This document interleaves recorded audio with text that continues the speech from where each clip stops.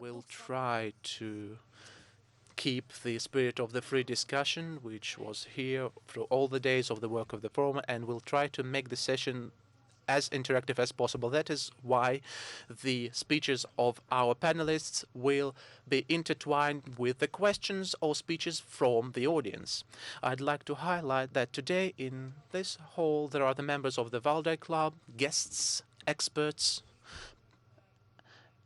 and panelists invited by the members of Valdai Club to take part in this meeting. First time for 10 years, the meeting with the president in Valdai is being open. It's being broadcasted on the television, and the guests are invited to that. Before that, all such meetings were closed, which gave certain degree of discussion and certain depth of sincerity. And now I'd like to give the floor for a speech, a remark to former Minister of Labor and Education of France, former Prime Minister of France, Mr. Fillon. You are welcome.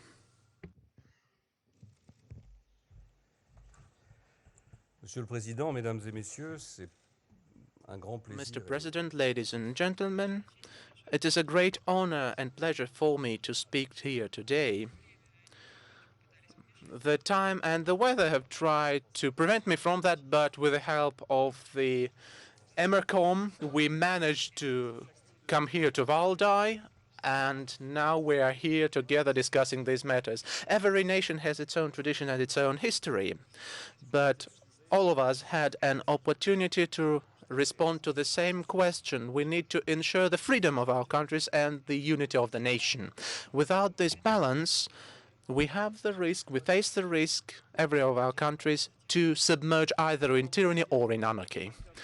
And for centuries, each of our states tried to do its utmost to not to slip down to those extremes. But globalization changed the government art and made it more complex because we need to unite the diversity in one. The heterogeneity of our societies has become stronger, both economically, as our turnover has become more diversified and heterogeneous, but it has also become heterogeneous more personally. We have also united our mentalities and notions, and internet and social networks make their contribution to that. So the responsibility of the governments and decision makers is to allow people to strengthen this diversity. How do we make that? First, through democracy, and thanks to democracy, because democracy gives to our citizens an opportunity to be heard and to the governments the opportunity to act legally. There is another way, the law, which allows to everyone to avoid the law of the punch. And third way is actions by the government which protects society from violence and protects the interests of the individuals, also protecting freedom, because freedom allows us to meet and take some actions for the sake of our future. The state protects statehood without the diversity, and without the different character of the nations. And of course, the state defends the interests of all the citizens and religions, which allows the religious and non-religious ways of living to coexist but be divided. This unites the values, and these values are common for all the European continent, in the heart of which I always place Russia. From 1945, we've been celebrating the fact that we've won over Nazism, and I'll never forget the role of Russia in our victory. I will never believe that Russia is not free in choosing its future. It has managed to overcome the stage where there were gas cameras and gulag, and you really are the inheritance of this awful past. But our past cannot prevent us from building new European civilization, which would be prosperous and free. There are a lot of arguments and support to that in Russia and in France, but many say that Russia is a special world. That's not quite true. We have common past. We have economic, geopolitical, and cultural continuity. We have common interest. In France, I represent the political union which is sure that Europe should be built from the Atlantic Ocean to Urals, and only by establishing common space through the Russian Federation can we achieve to the consolidation of our common values. I'd like also to say that I regret that the new partnership agreement between Russia and the European Union, which was to be signed even when I was the Prime Minister in 2009, is not yet signed. I believe that only by common efforts can we create the common space, because we have serious challenges, including in energy sphere. This necessity is long overdue, and this necessity is very human as well, because creating the common space will make it more understandable. And the human capital is very important, because people create common past and common future, and people are united by our common richness. So I am for the total cancellation of short-term visas between the citizens of our countries, because only open borders can make the interrelation of our countries better. When I was Prime Minister of France, and even now, I've been protecting these values. So how, ladies and gentlemen, can we also go around the Syrian matter? The Europeans have not the right to be divided when the response to Syrian crisis is concerned. We need to respond together, basing on our common values. We need to condemn violence from both parties in the Syrian conflict and the dire consequences of the use of the chemical weapons, which was confirmed by the UN. But also, we have to work on finding the resolution to the crisis, taking into account the international law and the respect to human rights. We have serious prospects to avoid military intervention basing on the international right, and our political perspectives or prospects for this conflict could be tragic if we do not interfere. So I welcome the Geneva conference, which was convened on the initiative of Russia, and the agreement between Lavrov and Kerry allowed us to postpone the military intervention. That is quite a positive development and the positive role of Russia in that. So I really hope that the UN Security Council will ratify the document and will sign or issue the constructive but fruitful resolution which will allow us to work together to solve the Syrian crisis. I call upon the unity and trust among the members of the Security Council and all UN members, because this is a prerequisite which will allow us to change history. Otherwise, we will be unable to eradicate all chemical weapons stockpiles while complying with the rights and international law. And hopefully the UN will be the major player, and OPCW will help us to destroy chemical weapons. But that's not our single goal. We need to convince the parties to go to the peaceful way of resolving the crisis. And Russia is the country which can put its contribution into such resolution. Who else, if not Russia? Who can stop the bloodshed?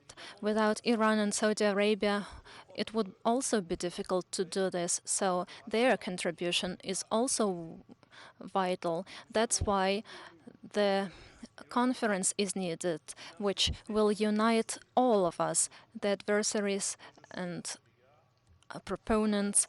We play a vital role in this major process, and hopefully France will also participate on the basis of an impartial approach while taking the decisions which have already been taken by it.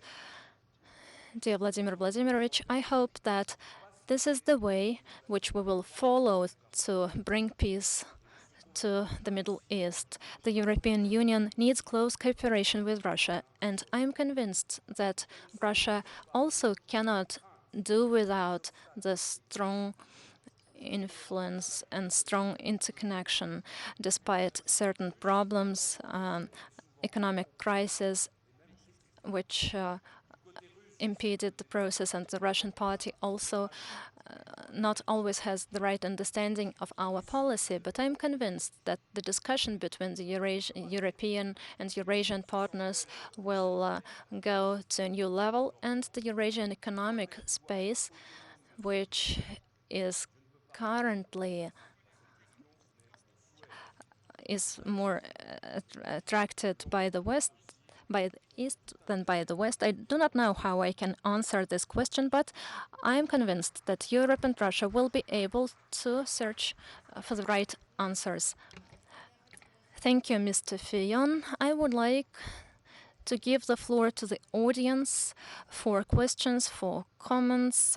Participants of the Valdai Club, you are welcome. I would like to start with the member of the advisory committee, Mr. Dudkevich. The floor is yours.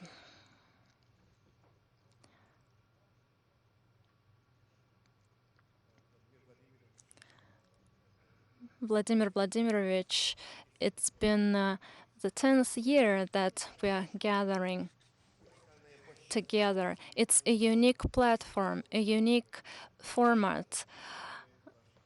Thank you very much for the 10 years of your warm support to our activities.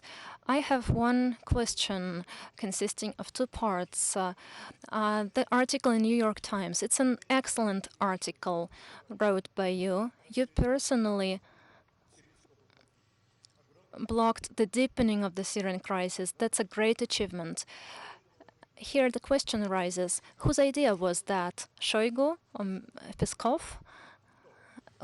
Whose idea was that?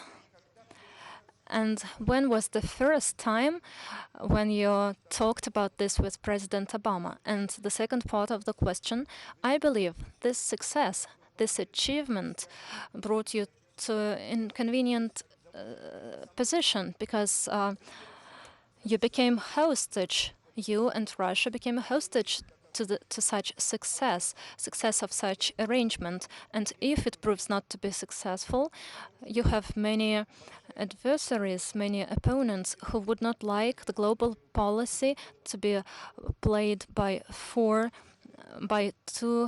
hands by the US and Russia. What if it will not be successful? Thank you very much for your kind words. Both for me and my colleagues, we liked that there are people in the world who are interested in Russia, in its diversity, its culture. And when 10 years ago I was told that such people would be interested in coming to Russia to participate in our discussions, to have dispute with us, to exchange opinions on the development of the country, on its place in the world. This idea was supported by me, by my colleagues, and I'm encouraged to see that over the last 10 years, this platform has become ever more relevant compared to the first steps which were made 10 years ago. The interest to our country is increasing. And I would like to thank you as well. I would like to extend my gratitude to all experts who are faithful to this interest, to the love to our country. As for the article, this idea was mine. It occurred to me by chance. I just noticed that President Obama shifted the discussion of the possible strike on Syria to Congress, to the Senate. And I followed the discussion for some time, and I just wanted to let the decision makers know my own position, to clarify it to them, because unfortunately mass media often presents some problems in a distorted way, or they are silent about some aspects. So the idea was mine. I called one of my assistants. I told him about my desire to issue an article in some of the leading newspapers. I I presented it to him. There is nothing in this article which I didn't mention before. And after my colleagues prepared it for me, I looked it through. I didn't like everything. I rewrote something. I added some ideas. I gave it to them. They finalized it, and then we were ready to issue it. And we agreed with our partners that it will be New York Times. We agreed with this distinguished newspaper that the article will be issued as it is. If they are not satisfied with this proposal, then we are going to address some other newspaper. To the credit of the leaders of the New York Times, they published it as it is, and they even allowed us to exceed the limitations on the number of words. One of my assistants told me later that President Obama was going to present his address to the nation, and maybe he could say that there would be no strike on Syria. We'd better wait.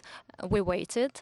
On the next day, when I was preparing to go for work, I saw the address of President Obama. I read it, understood that there were no principled changes. I put it aside, looked it through till the end, and only then I understood that the article is not complete.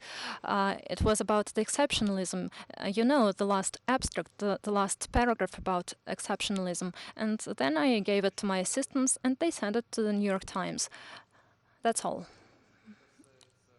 And as for responsibility and accountability, you all are very smart people, very clever, and about Russia's responsibility. We have equal rights and we have equal duties with all our partners who are engaged into the discussions on Syria.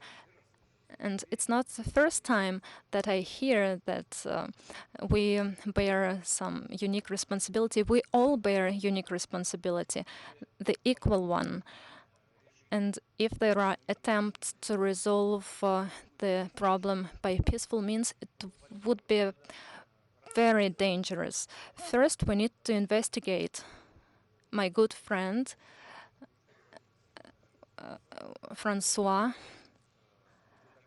told me that after the report of the investigators, it was clear that the chemical weapons was used, but it was clear to us from the very beginning, and it was clear to our experts, but we do not know who did this. We are talking about the responsibility of Assad regime if they used it. But what if the opposition used it? Nobody discusses what are we going to do with the opposition in this case.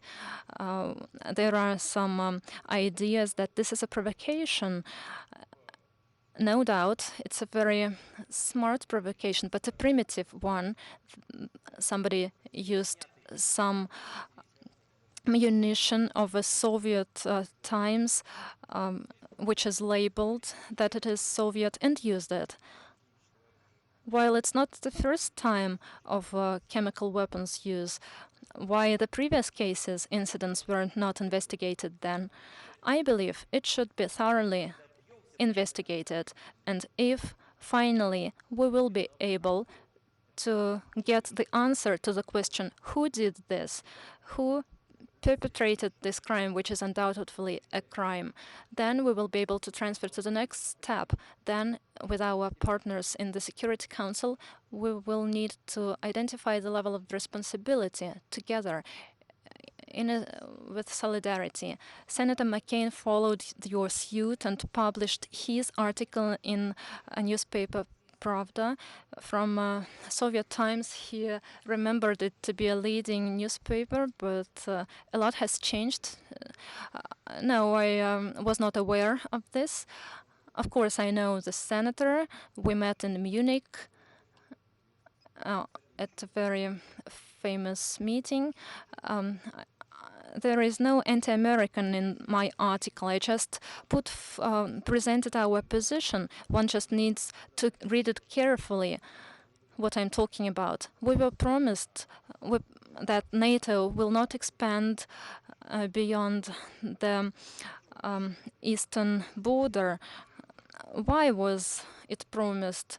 Though it was not codified, they just what aggressive? Nothing aggressive. They just wouldn't like to accept what I'm talking about. I'm just being frank. I'm just being honest in order to identify the problems. This would enable us to resolve it. And as for the senator, he has his own view.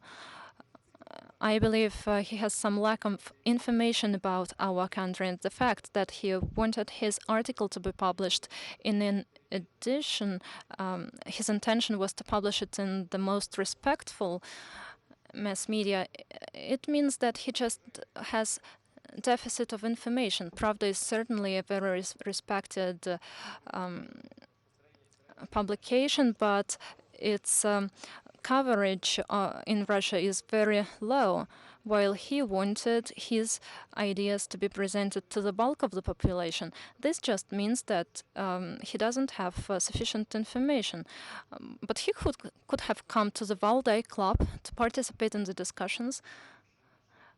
As far as I know, our leading nationwide national channels invited him to participate in the frank and honest discussions. And here you see freedom of expression. He had an opportunity to present his ideas to the whole country, to discuss ideas with political experts, with State Duma members or Federal Council members. And it is regrettable that American colleagues did not receive this invitation. I do not see anything bad about this. I thought this proposal to be very interesting. The more direct talks we have, the easier it will be to resolve issues. Some other questions? Let us keep with the topics. Let us continue them.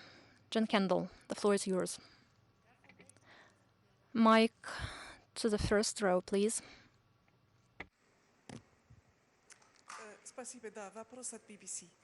The question from BBC. And again about Syria. Russia has been applauded for its achievement in bringing about a deal which looks as though it could lead to the elimination of chemical weapons in Syria. All the more an achievement given that the Syrian government didn't admit it had them until very recently. But would you have been able to persuade President Assad to do this if there hadn't been a threat of American military strikes?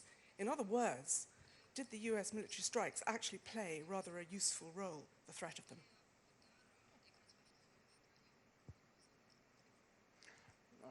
Будет ли угроза удара играть роль в том, что Сирия согласится? Whether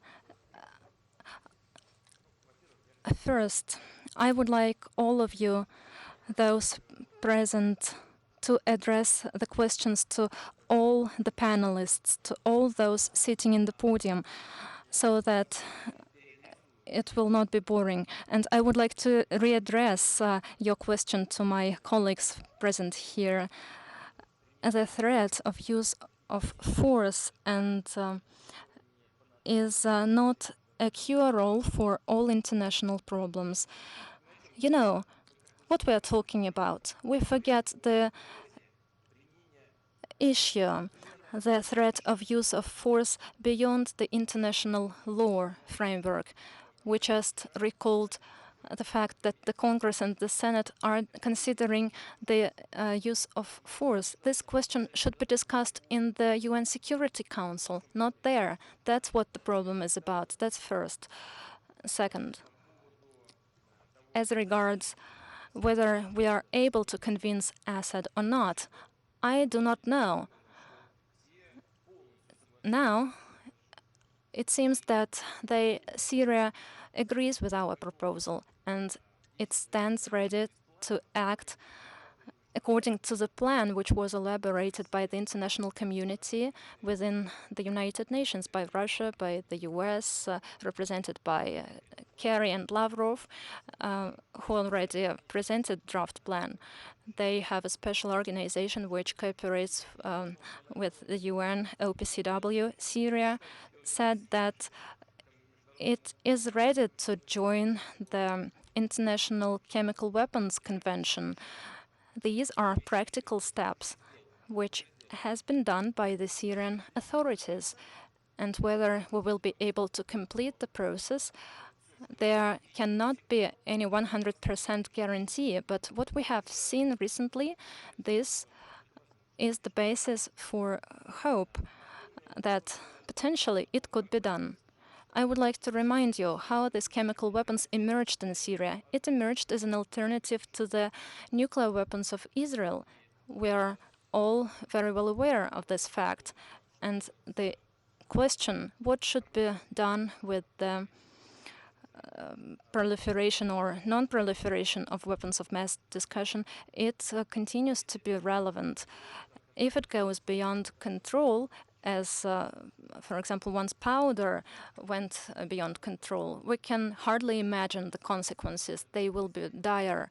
We need to seek nuclear-free status of great powers, especially the countries in the Middle East. We need to be cautious with a view to ensure safety of all participants to the process. The Israel itself has people who are against nuclear weapons. It's a famous case when a nuclear expert was brought to prison, but he continued to be convinced that he was right. There is nothing anti-national or anti-Israel in his position. He is a citizen of his country, but the technological superiority of Israel is that large that it does not require any nuclear weapons. Israel is far ahead of any country in the region, and nuclear weapons just makes it a target. It just creates some geopolitical problems for this country. In this regard, this nuclear expert who brought publicity to the nuclear issue in the country, his logic has some reasoning. Going back to your question, whether we will be able to succeed or not, I hope that we will succeed. Mr. President, I suggest if we speak about security and defense, let us really give an opportunity for Mr. Ruhr to speak.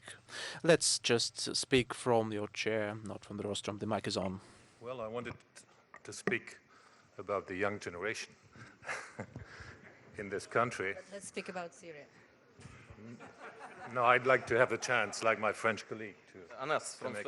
And first, I would like to begin, because I've been here from the beginning, and also to compliment our Russian friends on the format of Valdai, the architects, because it would not be enough to call them organizers. What we have seen here, I call the culture of inclusiveness and a lot of pluralism. And I can tell you, Mr. President, we were quite fascinated by the pluralistic voices from Russia, including very powerful statements by people that are in opposition to your politics. And I think this shows the strength of the country, that it was organized in this way. I've never looked at Russia with the narrow eyes, somewhat narrow eyes of a defense minister, you know this. I was first here in 1971, and Sergei Karaganov is a friend of mine since the late 70s. We don't look it, but it's a fact of life. And we have lived through SS-20 and Pershing. And what I would like to say is, I came here as defense minister in 1995, and I went to Petersburg, St. Petersburg. And I said, I don't want to see any tanks, no artillery, no general. I want to see the mayor, Sobchak. And I got to know you also. You were part of his team. Why? He was a lighthouse for me as a young member of parliament in West Germany, still in the divided Germany. And I think what he was doing was much more important than tanks and artillery, and has proved this way. So it's a lifelong interest in a neighbor, and we are all, I believe, on this continent are interested in a successful modern Russia. Now, young generation, what I've seen, and of course it was very interesting for me to listen to his daughter. It's a powerful voice for the young generation 2 days ago.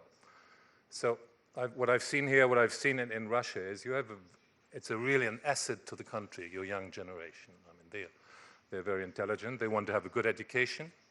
They want to be more internationally connected, and they want to have a bigger say in the politics of your country. They're knocking at the doors of the Kremlin. The young generation in my country, they also want to build their private lives. They are very much internationally connected. The doors to our Kremlins, which is the parliament and the government, are very open, but they don't knock at it.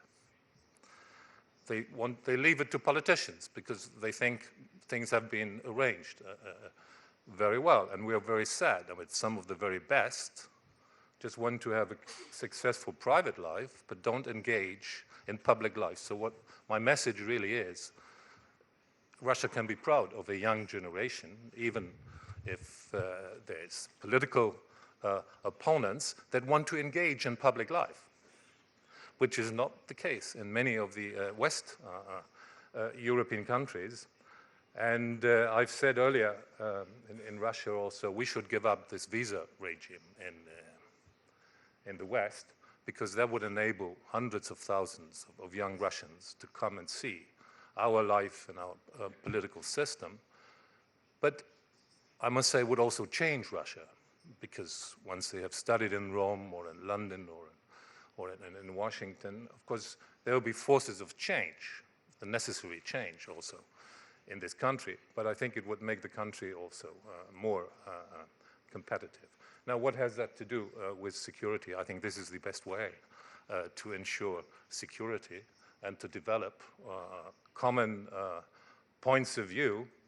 And I'm very glad, I mean, that this culture of Valdai, I don't think there's any, I've been to many conferences, also to Munich, but the Munich is very narrow security-wise. There's no conference like this in the world. And also when we listen for 4 hours to your people about ideas and politics, you know, we very often just talk from Monday to Thursday, our politics. That was very fascinating to see.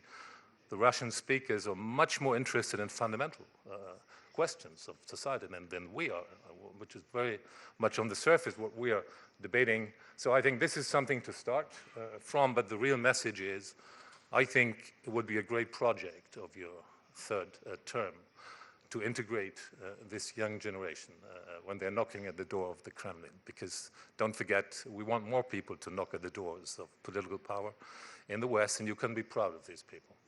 That's my message. Спасибо, господин Рюэ. Thank you, Mr. Ruhr. Пожалуйста, вопросы. Any questions, please, Nikolai?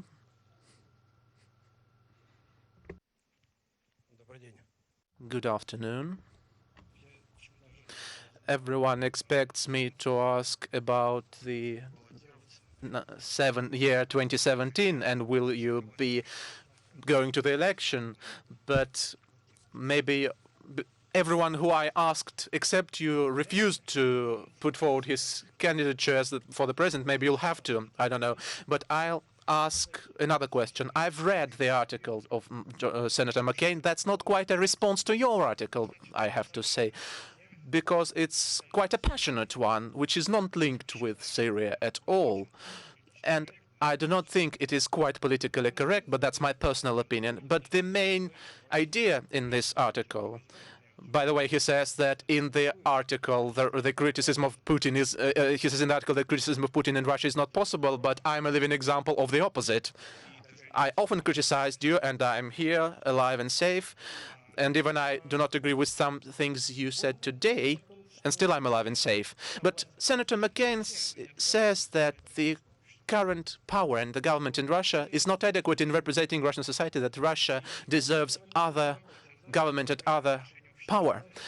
And my question is, I know that relations between society and the government is a historic problem in Russia. And before the last year elections, I remember you said that maybe we should change the constitution, we should change the relations of government and society, we need to raise the responsibility to develop the local authorities' power. And there was an idea to involve the young people into the government.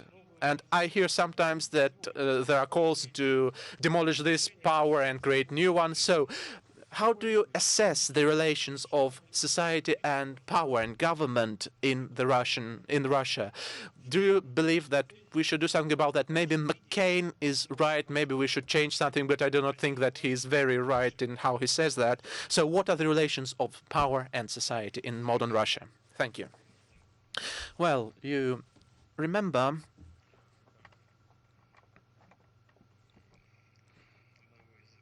how one of the prominent world politicians, former Prime Minister of Great Britain, was asked about democracy, and he said it's the worst way of ruling, but it's also the best.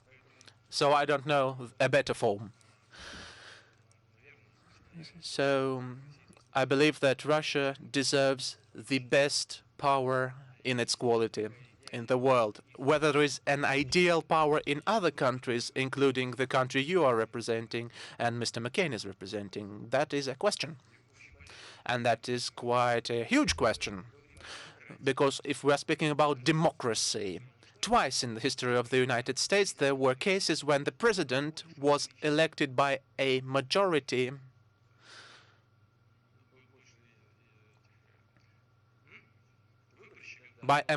of the electors who were supported by a minority of the voting people, of the voters. And that is a drawback in the election procedures of the American democracy, in the very basis of it. So we all have problems. Maybe we have even more of them, of the problems here, but that is natural because Russia had very huge experience, monarchy, communism, then the 90s, and that all were a period of turbulence and of a hard restoration. But now Russia is on the way to democracy, and it is looking for its own ways to strengthen the democratic basics of the society. And this very fact that for a decade we've been coming here and discussing the things testifies to that, even if when we were discussing the things behind the closed doors, but still the results were brought to society. So which power should be in the country? I believe the Russian citizens should determine that, but not our distinguished colleagues from abroad. A year ago, we had elections, and the majority, the overwhelming majority of the citizens voted for your humble servant, and that's what we will be basing on. That does not mean that we have to sleep on the laurels. Of course, I have to modernize myself. We have to modernize and develop the institutions, and we are doing so. Just look. We've returned to the elections, direct elections of the constituent entities of Russia, which is not quite a common practice in the world. It exists in the United States. In India, it is a different procedure. In many countries in the world, things are going differently. In Germany, in France, for example. But we have arrived to the direct election of the heads of regions of the Russian Federation. We liberalized the political parties' activities. You are specialists on Russia, and you know how many people took part in the regional elections of the new political parties, parliamentary regional elections. And many new parties there won the elections. And even here in the Valdai Club, the winners of these elections from the newly created parties were present. So this process of development and modernization is going. I don't think that it will ever come to an end because this political structure of governance and democratical procedures should correspond, more or less at least, to the current demands of the society. And society is always develops. So the political system will be developing together with it. Thank you. Any more questions?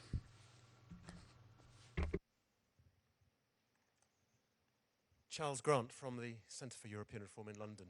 I have a question for the President, but if other panelists wish to comment, I'd be grateful because it's about Ukraine. I know Mr. Prodi has a special interest in Ukraine.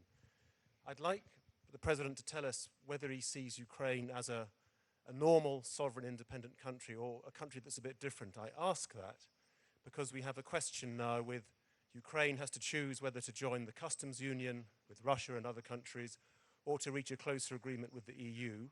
And we've heard from participants here in the last few days that some people in Ukraine find Russia's heavy armed tactics, closing the borders, blocking exports from Ukraine, counterproductive. They have told us that this is pushing public opinion in Ukraine to be a little more critical of Russia and perhaps closer to the EU. So could you explain what your strategy is with regard to Ukraine and what kind of country you believe it is? Thank you. Well, my friend for a long time, Mr. Romano, was the head of the European Commission for a long time. So let us ask Mr. Prodi to be first to answer, because I'd like to listen to him in that regard first. Well, first of all, you remember that I was president of the European Commission, and I remember you that in our last common press conference, when I was asked about the relation between European Union and Russia, I told they must be like vodka and caviar. You know, I don't know which is which, but we are so strict, and things are not gone in this direction. You know, it's and there is something that we have to move it to change, because really, maybe that my vision is influenced by the fact that I am by education an economist. But I see such a complementarity, such a necessity of working together that I think that we have to work in this direction. And clearly, it's not only a Russian problem. Europe is fairly divided. You know, in this case, you have countries that are much more inclined to deal with Russia, some others that are non-confident in that. We have also different vision in very simple problems like the visa. And I agree that the first step is to have free circulation of young people. The Erasmus project in Europe, that is a very simple, you know, circulation of students, is changing the mentality of a generation. We must do the same with Russia, you know. And clearly, in the case of Ukraine, I think is going in the same direction. There is now a double proposal, let's say, you know. One is the association agreement that will be signed probably in Vilnius end of November, and then there is the proposal of let's say Eurasian economy. First of all, I am not a technical expert of trade, but all the experts I consult and say, look, the two proposals are not incompatible. They are incompatible as taken as a picture, you know, as a static, but with some, if we put around the table with a goodwill, we can make very few changes and then make both compatible, and so, as I answered to Grant, reinforce the identity of Ukraine, but not as a dividing country, but as a bridge between Russia and Europe, because we need bridges. And Ukraine must and can be a bridge between us. This is, I think, my position that is very, very clear, and I am working in this direction, because Ukraine is a great country. It's a great country, 45 million people, even if decreasing population is, geopolitically very important, and must be the exercise of a cooperation between Russia and European Union. And Vladimir, on this point, clearly, why I am so warm about that, because I think that if we create two divided trade areas, will be for the future a damaging structure, you know, because clearly Europe is going in the direction of the trade, transatlantic trade and investment partnership with such a big area. Russia, with this, let's say, custom union, will have a dimension that is not comparable to the other one, you know. And so I think that, well, I don't want to judge Russia because I have not the right to do it, but the dimension of the country, the characteristic of the country are so that the great change that you are working for modernization, technology, needs a strong link with Europe. You know, from this point of view, really, we are like vodka caviar, you know, because it's, I think that the complementarity is so high that you cannot do without us, and we cannot do without you. So you have to be very prudent, following your doctrine, you know, diversity but cooperation, very prudent to create a structure that then will diverge in the future.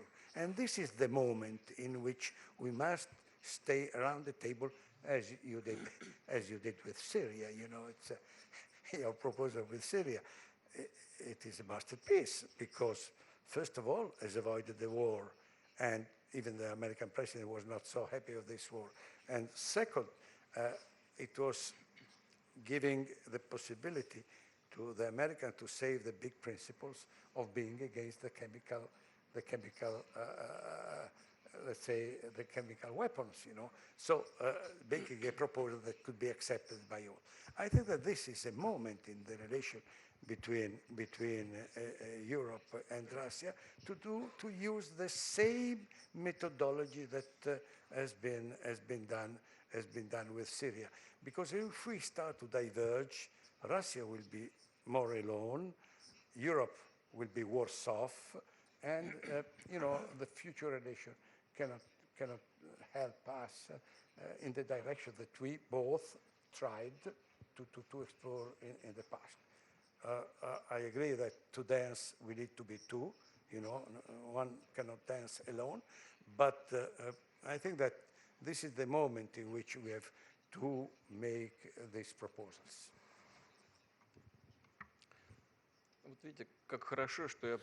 Well, you see how good it is that I gave the floor to Mr. Prodi. Yes. Me and Romano have been working together for a long time, and we have good personal relations with him. It so happened we had always friendly relations with him and with Mr. Berlusconi, with whom he was in conflict, and political conflict constantly, political conflict.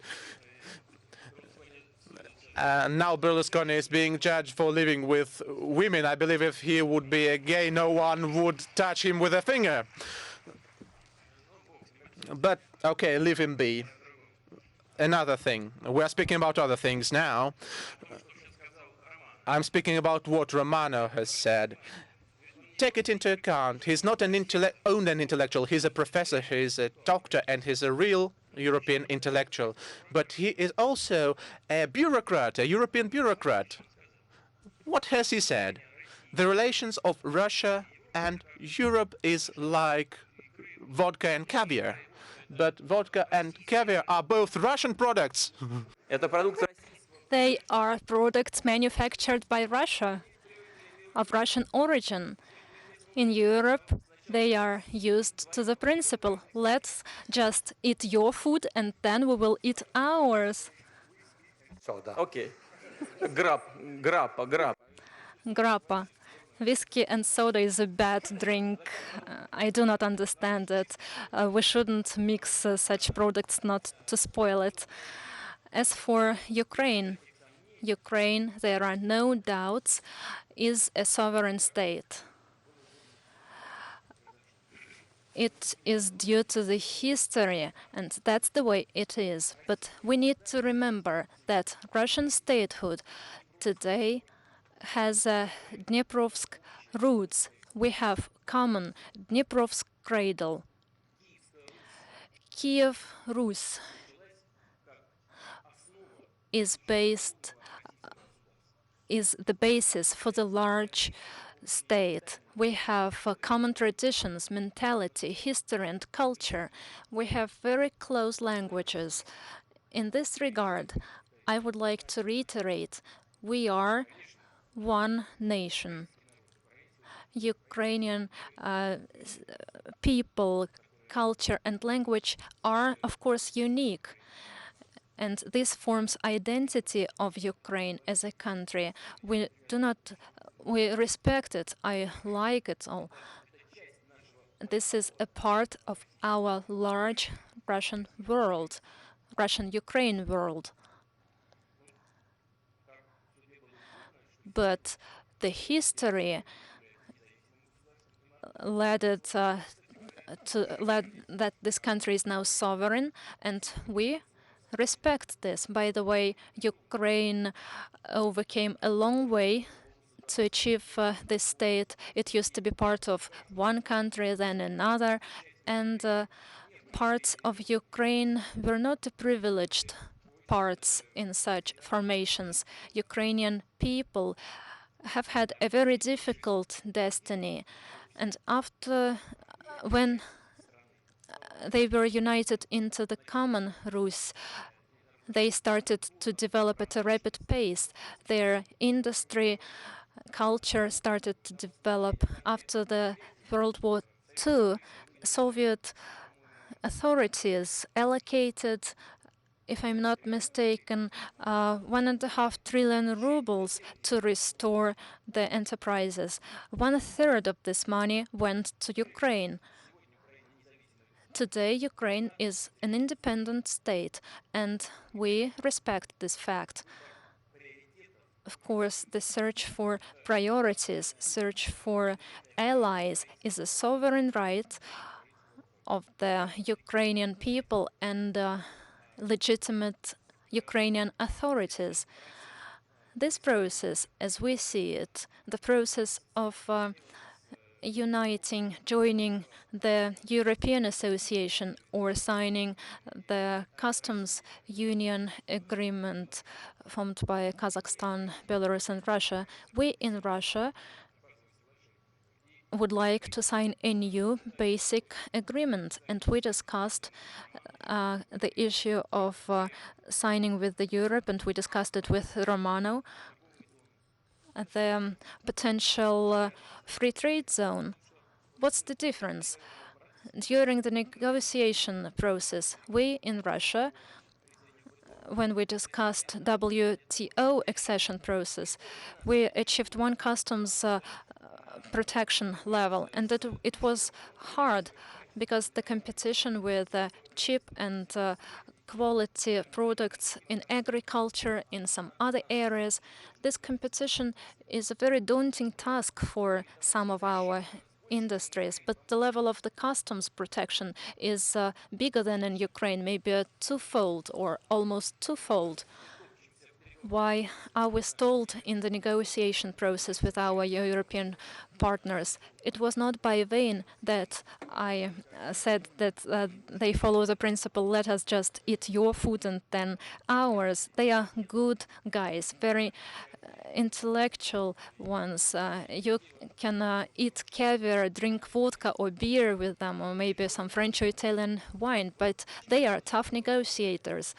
Why we cannot move forward in signing the new basic agreement and further agreement on free trade? Because our partners, as we believe, present too strict requirements to us, and they are trying to impose an agreement which we call WTO plus.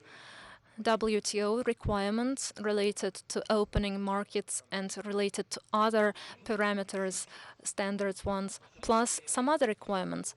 But first, we need to comply with the previous requirements. And we believe that if Ukraine joins the customs union, and then we coordinate our common joint efforts, and negotiate with the Europeans, in this case, we would stand a better chance to get better conditions, better terms related to the trade relations with Europe. And Europe remains to be our major trade partner, which accounts for 50% of our turnover. And in this regard, we believe this is in line with both Ukrainian and Russia interests.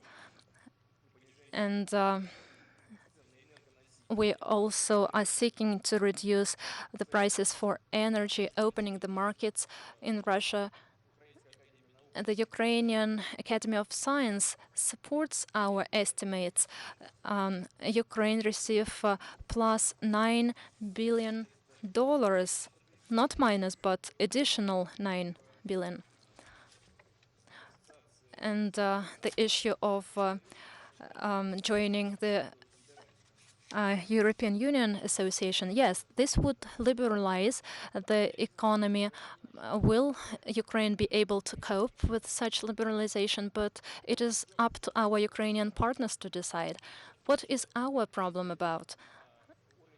If the level of customs protection will be still lower in Ukraine, then relatively high quality and cheap products will go to Ukraine, and they will undermine the Ukrainian products. Where? To our country. And this is what causes problems. We warn them. We say, this is your choice. It is up to you to decide. But we will have to protect our market. We will have to implement some protection tools. We are warning you beforehand so that you wouldn't then say that we are contesting the sovereign right of some state. One just needs to calculate what volume of products will go to our market and what protection measures we will have to impose. All the imports, agricultural imports to Ukraine, what share goes to the Russian market? Maybe 70 to 80% from the total volume. And where are they going to bring food, other products? Some enterprises in our countries cannot do without each other. And if we implement some limitations, these enterprises and whole industries will have difficult times. That's what we're talking about. We are warning them in an honest manner, while not trying to contest their sovereign right to make certain decisions. Thank you, Vladimir Vladimirovich. I would like to provide the floor to Mr. Symes for comments. It was my pleasure to listen to the discussion, to the remarks by the President. I am not quite comfortable. I feel as that honest old man who said that I'm an old man, I have nothing to lose, you're a genius. That's not the spirit which I would like to follow, but you should. It's very easy. Maybe you still like it. You would still like it. Our previous discussion, I didn't like it. It seemed that everything is bad. Yes, of course, we have certain problems between Russia and European Union. We have disagreements between Russia and the US. But with goodwill, with understanding, we managed to cope. And when I listened to the President, I had an idea that if we have some goodwill, we will be able to resolve everything. Friends, we just started to search for the solutions to one of the gravest crises after World War II. We haven't overcome it yet. And here it has not only technical aspects related to chemical weapons in Syria, but the fundamental difference of opinions. As the president said, Russia's position is non-use of force without sanction of the Security Council. And moreover, as the president said, there is no evidence that chemical weapons were used by the regime of Assad. And the American position and the position by the leading European powers is different. Why Mr. Obama had to accept the initiative put forward by President Putin, not because he refused the military strike on Syria, as he addressed the Congress. He was preparing his country for this potential strike, but unsuccessfully. First, the UK Parliament undermined the process. Then the American public opinion. What happened in the US is unimaginable. I immigrated in 1973, and I see that the majority are political realists who do not like some foreign humanitarian interventions, who wouldn't like democracy to be distributed with the use of force. But their public opinion did not play much of a role, because and now, for the first time, as a snowball, real public protest appeared, and it started with the fact that the administration was almost sure to achieve the Senate, and it wanted, after the approval from the Senate, to put pressure to the other chamber. And I was watching TV, all those meetings between congressmen and including McCain, senator, and people criticized them. They asked them, what were you doing? And the more President Obama explained to them why the strike on Syria was needed, the greater was the public opposition. And after that, you, Mr. President, put forward an initiative. This initiative enabled Mr. Obama, while saving his face, to accept inadmissible. There can be no strike, but the main motives to remove Assad, to make him go, to demonstrate that the US and President Obama personally, if they draw some red line, in this case chemical weapons use, then the US cannot tolerate this person to stay at power. And as Washington said, evil was to be punished. This problem is much broader than Syria. When we are talking about national identity of Russia, I recall being in Russia with President Nixon in 1991, and when he spoke in the Institute of International Affairs, and he surprised everybody, saying that Russia is part of Western civilization, and Russia needs to understand that there are certain common mechanisms of democracy and joint market. But he said Russia should not be in the follow the policy of the US and shouldn't try to uphold the Western values, because it is not only natural to Russia, it, as he said, will have a boomerang effect. It will be counterproductive. In long term, Russian society will not support this, and there will be some inacceptance to the West and to the US, and the US and the West will have to pay a price for this. And now my last comment. Winston Churchill, which was mentioned by President Putin, said a very wise idea about the US. He said the US and the Americans finally come to a right decision after they try everything else. I hope that we are now coming to the end of trying everything else. And I hope that this will open real opportunities for US-Russian relations. I welcome the strict position of President Putin. I believe that in relation to the great powers, there should be strict positions. This is the way to understanding. We need to come to realize what needs to be done. But my question to the president is the following.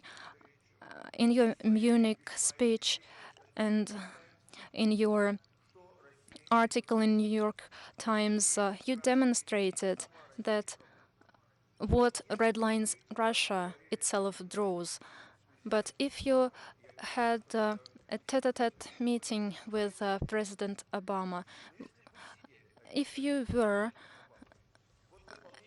had a one-to-one meeting with President Obama, what, in addition to what was said by you in the New York Times article, if the US saw this window of opportunity and tried to use it, how would you see the opportunities for Russian cooperation? What could you suggest in terms of changing in position of Russia on maybe some areas?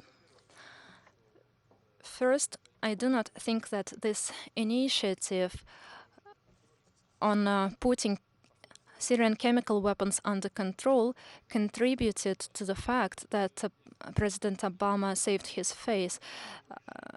It was his decision, his own decision, which was based on the real analysis of the situation, and I'm very glad that our positions converged on this matter. That's first. Second, what would I say? There is no secret here. I told to President Obama last in St. Petersburg on the sidelines of G20 and previously in Los Cabos, one and the same question arises. The majority of experts, and you as one of the most renowned expert on Russia and foreign policy, I can ask you why. I always ask, why are you trying to achieve this? Evil should be punished. And what is evil? That President Assad's family is at power for 47 years. Is it evil or not? In the understanding of the American establishment, maybe they do not have democracy. The Saudi Arabia, they say, also do not have democracy, but no one is going to strike it, to bomb it. What is it about? We, together with the Americans, the Europeans, need to establish a confidential dialogue, to listen to each other and to hear to each other's arguments. They say evil should be punished, they should have democracy. Just look at Egypt. For 40 years, they've had an emergency there. Muslim Brotherhood were in the clandestine. There were elections, they came to power, and now everything returns back. Again, they are in the clandestine, again, emergency. Is it bad or good? You know, we should understand that there are countries, there are regions in the world which cannot live on the very same models, whether it be American models or European models. They have a different society. They have different traditions. In Egypt, it went round the circle and went back to the initial stage now. We may be guided by noble motives of our actions, and those who were performing those military actions in Libya were guided by noble models. But what is the result? They were fighting for democracy, so where is it? The country is now split into several territories. That is the fact.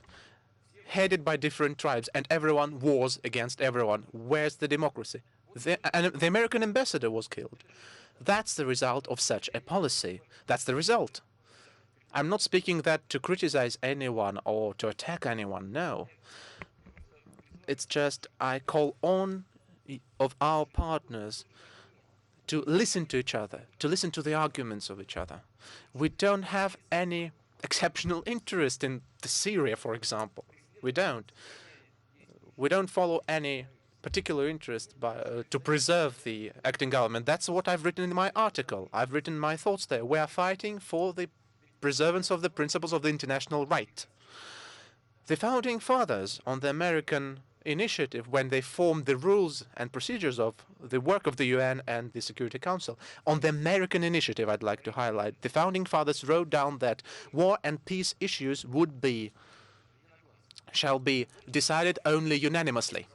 That has the deepest sense in it, no matter how difficult it is. If one of the countries tries to unilaterally solve this matter, feeling itself invulnerable and doing strikes there, and there, the international order and the very meaning of the UN and the Security Council would be drawn to nil. This would be a strike on the world order, not on Syria. That's what I'm talking about. And that's what the message I'd like to get across to you, to our audience, and to our partners in the United States. Thank you very much, Mr. Phil.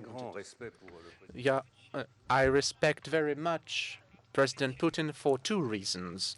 First, because he is a president of a great country, and second, because it is a country with 1,000 years of history and culture. That is why dialogue with him is necessary. But I have another reason to respect him. That is a person who fulfills his commitments and with whom dialogue is possible. It is not always an easy dialogue, but it is always possible.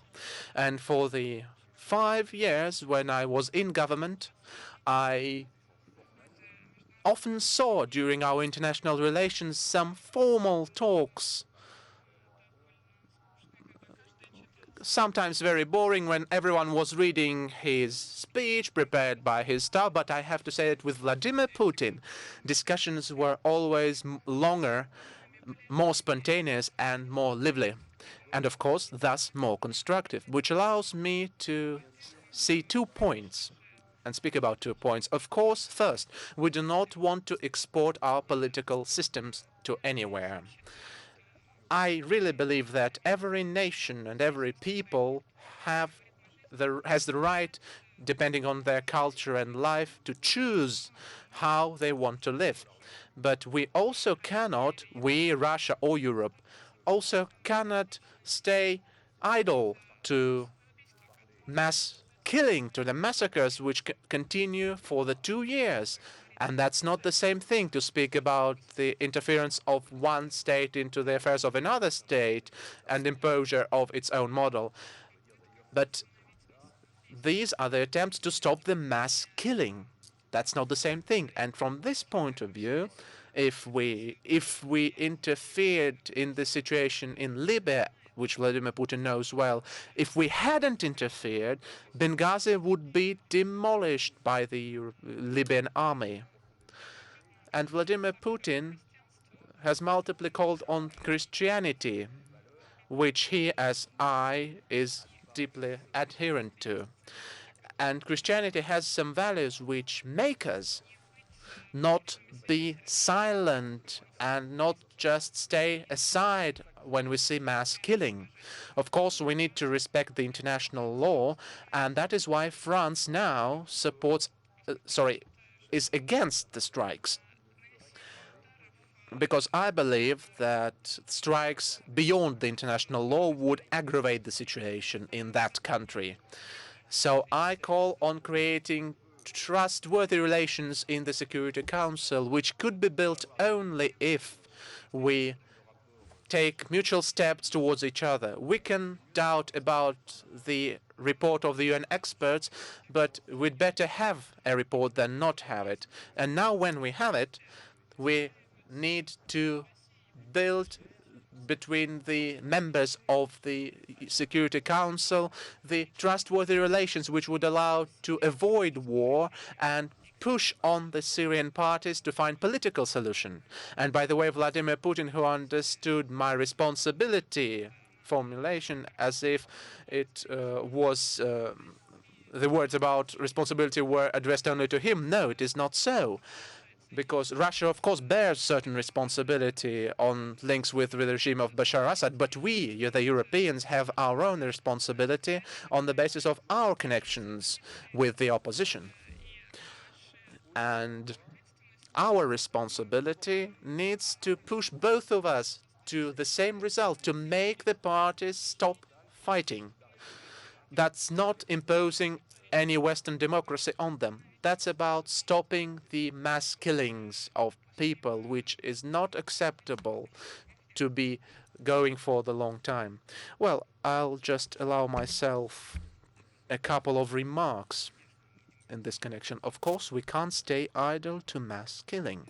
But of course, let us be honest with each other.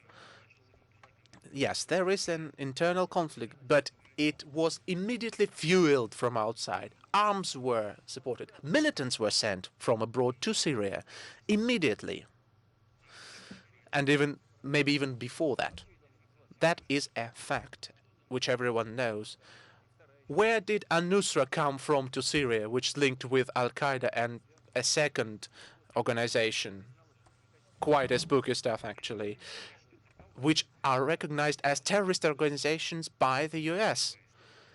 Because everyone admits that the units of Al-Qaeda are in war in Syria. So when I say, okay, you are helping to the opposition, but now you are helping Al-Qaeda to come to power, what would you do next? Just take a newspaper and wave them off from the power? That does not happen so. You won't succeed in that. So what will you do next? The question. The answer, we don't know. That it was the direct discussion. But if you don't know, why would you preserve such a policy without knowing what it will end in? That is the question.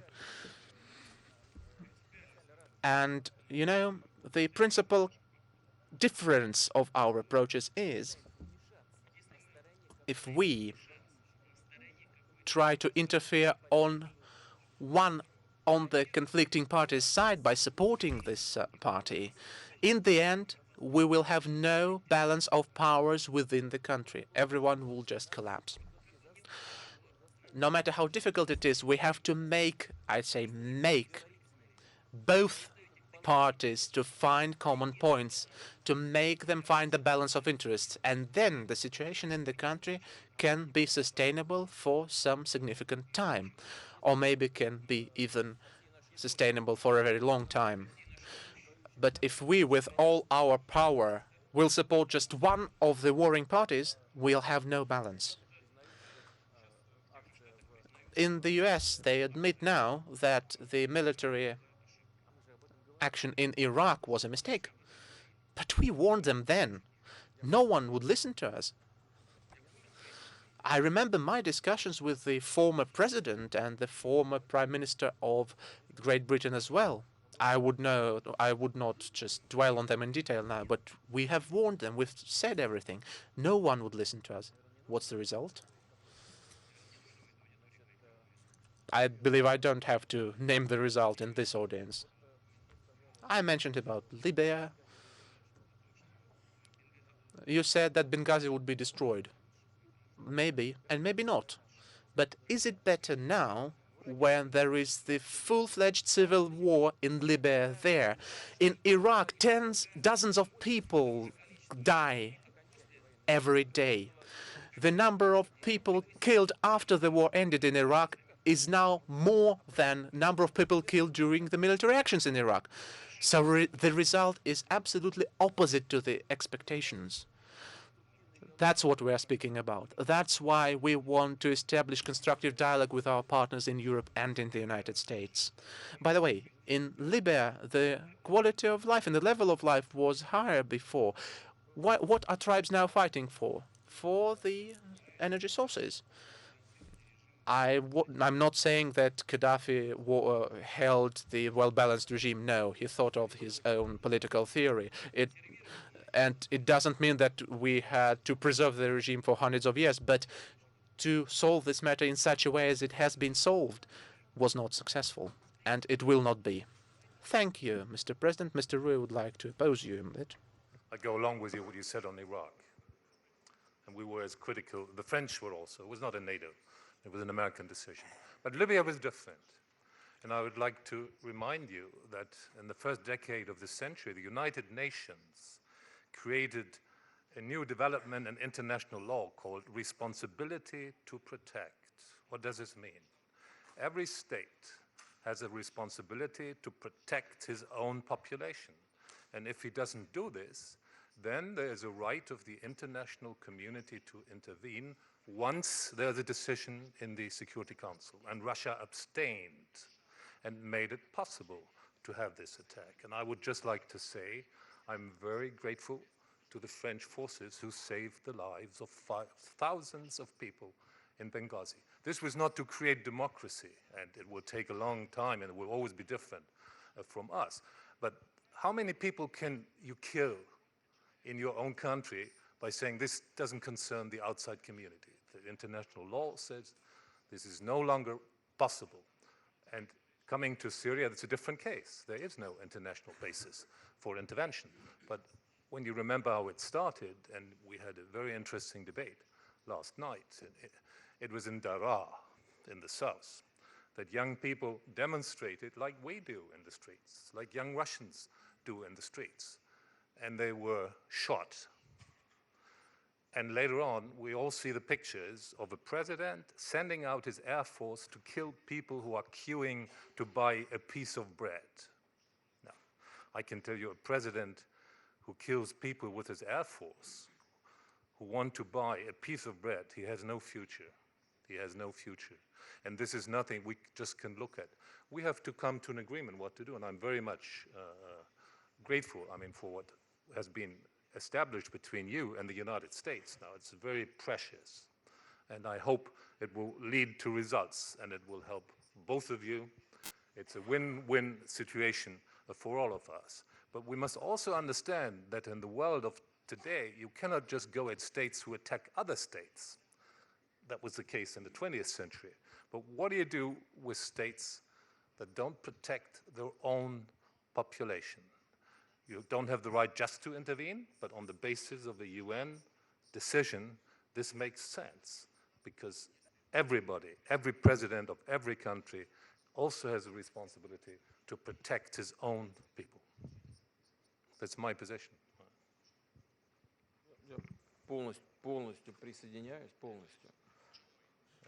And I fully join your position, taking into account that the use of force is possible only through the decision of the UN Security Council. I agree with that. Dmitry Symes, we promised you the degree of discussion, okay? It emerged. Dmitry. Well, responsibility to protect is a good principle. And I know that in the West we are following it always. For example, in Germany, as I heard, Germany has broken diplomatic relations with Egypt when they killed 1,000 of peaceful demonstrants who were supporting their legally elected president. That's a joke, of course. Germany did not break the diplomatic relations. The U.S. did not impose any sanctions then. They didn't even stop the arms sending to that country. And I have to speak frankly, I have no problems with that. I'm a political realist. In such the way the world is working. If the U.S.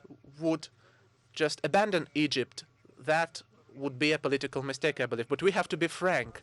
When I read about 1862, when France and England, mainly France, were lecturing Alexander the Second, the Tsar, about the Russian problems in Poland, and at the same time, England and France were colonizing Africa in the most violent methods. Yes, let us kick the Europeans. Yeah, you're right. Yeah. But we have such double standards. And I'd like to be frank, as a friend and good friend of President Putin, Henry Kissinger, says, the double standard in the international relations, when you draw the line between friends and opponents, that double standard is normal for international relations, but you have to know where to stop. Well, unfortunately, Henry is not here now, and he would introduce interesting notes in the discussion. That's a frank opinion, because for many times I was convinced that in the world there are people who, despite their patriotic feelings and national interests, have learned to speak what they think, say what they think. Henry is one of them, and the president of Israel, I believe, is one of them. Of course, he has some limitations as an acting president, but in personal discussions, he's very free and frank. And I even am sometimes surprised at how free he is in the discussions. And Kissinger, he's not a civil servant now, and he has an opportunity to be frank. Mr. President, we have 10 or 15 minutes for the questions now. Okay, yes, Vladimir. Mr. President, on my side, I've been for the decade in the club, and I really have to say that that's a wonderful platform. No censorship, frank discussion, very severe questions discussed. And I believe this 10th Valdai is the most interesting, because each day we were working 10 hours very productively. Let me speak about the domestic policy for some time, because we now were dwelling on the international policy for a very long time, on the foreign policy. I believe that the domestic Russian policy is causing great interest now. And this is connected with the fact that we are seeing the waking up of the society for the several last years. Somewhere it happens in a very acute way, somewhere not, but it's very active. And we can't but agree with your words that without a dialogue and without taking account of all the opinions, through violence and through force, you can't build a strong country that is equal for Libya, Syria, and Russia. And now a provoking question, if I may, what is concerning me very well personally, and what is concerning people present here and a lot of people in the country. First question. The events of the 6th of May last year, when there was a demonstration in Moscow, which unfortunately for all of us ended in certain clashes between a part of the manifestants and the law enforcement bodies. Now there is the so-called Bolotnaya affair, Bolotnaya case, and some people are for a year and a half already are under arrest or under investigation and can't even say goodbye to their died relatives who have died. I know that one convicted person, a grandmother, died yesterday, and he even can't say goodbye to her, can't bury her. So the matter of this criminal affair against the manifestants of that time. I've learned the matter in detail. I've studied the matter in detail and looked at our penal code. It says that massacre is when there is the explosives, threat to health, threat to property, and mass violence. But there was none of these things on the 6th of May. There was single clashes. But the article of the penal code is very severe, and I'm afraid if it results in severe sentences, this topic would raise tensions in the society. Maybe we should think, I understand that we have independent courts, but still, maybe we should think about an amnesty to the participants of those events to lift this great concern of many people of our country. And our second concern, for 2 days we've been discussing the elections on September the 8th. Representatives of 2 parties were present, Sabanin and Yekaterinburg. In many regions witnessed a very competitive election campaigns, but around dozens of regions unfortunately witnessed vote rigging. This is confirmed by experts, but by local citizens, and this leads to the awakening of the society. The society would like to participate in governing the state. It would like to participate in the elections to receive legitimate power. Some people in the regions are used to to rig votes, and this leads to disillusionments, to the erosion of trust, confidence to the country. So maybe we should consider some additional measures, given that in 1 year we are going to see other election campaigns, some measures which would guarantee in the country a fair and just election campaign which would alleviate and lift the concern and would bring to the political life a whole generation of creative, patriotic politicians. Thank you. As regards to the so-called Bolotnaya case, were there signs of mass protests or not? I wouldn't like to provide any legal definitions. I do not contest your qualification as a lawyer, but it is up to the court bodies to decide. I just want to make the following comment. We should in no way forget lessons provided by modern history in neighboring countries. Just recall the protests in London recently. Thanks to the surveillance cameras, the police service, they were trying to find, they were finding the participants. They managed to do this and punished all of them. And I believe they did it right. There should be no illusions that such behavior is possible. If there were signs of mass protests or not, I do not know. It is up to the law enforcement agencies and court bodies to decide.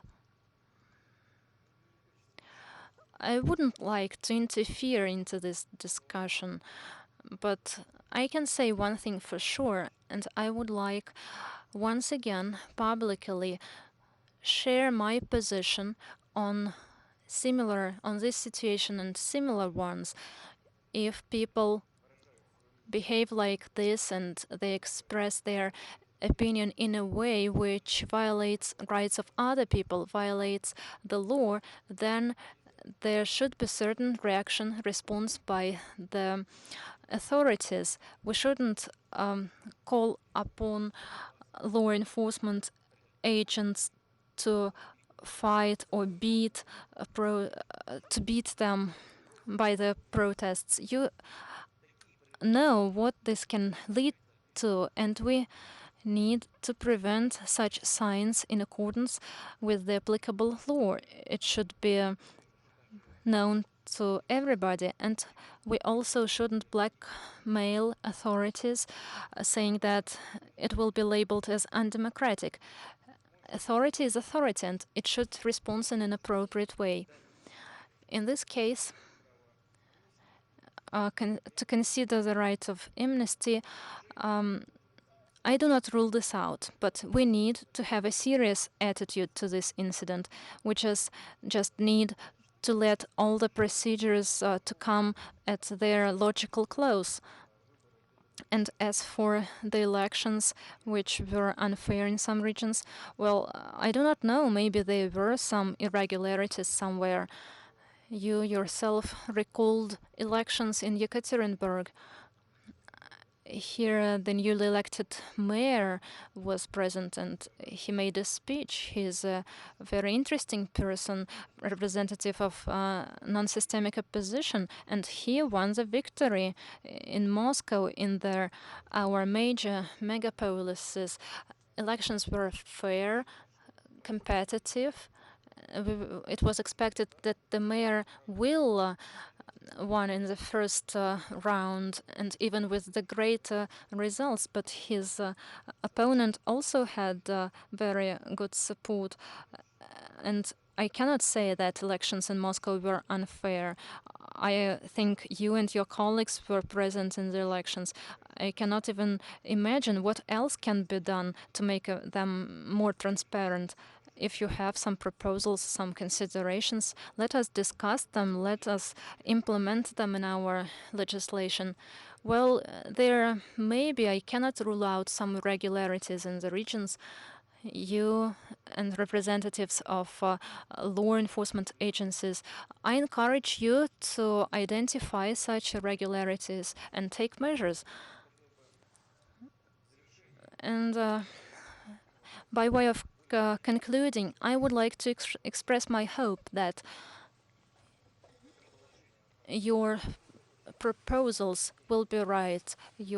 I think about this every day. I would like smart patriots, young patriots, to be engaged in the politics, who have clear vision and understanding what should be done for their country. That's my sincere desire, and I'm going to do my utmost to contribute to this process with the help of informal organizations. You have been in politics for a long time. You used to be a politician, and you know that the protests can be used as a basis for some electoral results, but this does not mean that this will be followed by positive development of the regions by municipalities. We need highly qualified, trained people, efficient managers with clear vision as for the ways of the developing the country. Ksusha, well, you're welcome.